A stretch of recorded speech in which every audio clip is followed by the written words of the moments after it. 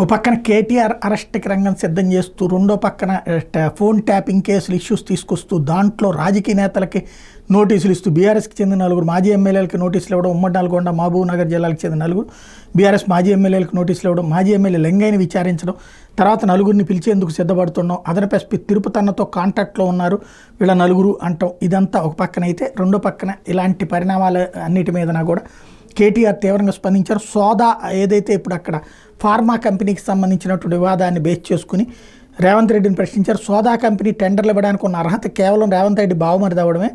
2 కోట్ల టర్నోవర్ ఉన్న కంపెనీకి 1137 కోట్ల రూపాయల టెండర్లో 80% పనులు ఎలా అప్పగిస్తారు? రేవంత్ రెడ్డి తన బావమరిదికి టెండర్లు అప్పగించి అమృతం పోస్తున్నాడు, ప్రజల్ని పస్తులు పెడుతున్నాడు అంటూ ఆగ్రహం వ్యక్తం చేశారు. రేవంత్ రెడ్డి అల్లుడి కంపెనీ కోసం కొడంగల్ రైతుల నోట్లో విషం పోయాలని చూస్తున్నాడు, అందుకే రైతులు రేవంత్ రెడ్డి ప్రభుత్వంపై తిరగబడ్డారని చెప్పుకొచ్చారు. ఏదైతే కలెక్టర్ని వీళ్ళ మీద దాడి చేసినటువంటి నేపథ్యంలో రేవంత్ రెడ్డి ఆర్ఆర్ ట్యాక్స్ వసూలు చేస్తున్నారని స్వయంగా ప్రధాని మోడీ చెప్తున్నారు, కానీ రేవంత్ రెడ్డి మీద ఎందుకు చర్యలు తీసుకోవట్లేదంటూ ప్రశ్నించుకొచ్చారు. ఓవరాల్గా రేవంత్ రెడ్డిని టార్గెట్ చేస్తూ కేటీఆర్ అయితే కీలకమైనటువంటి వ్యాఖ్యలే చేసుకొచ్చారు. ఆయన అన్నటువంటి దాన్ని ఒకసారి విందాం.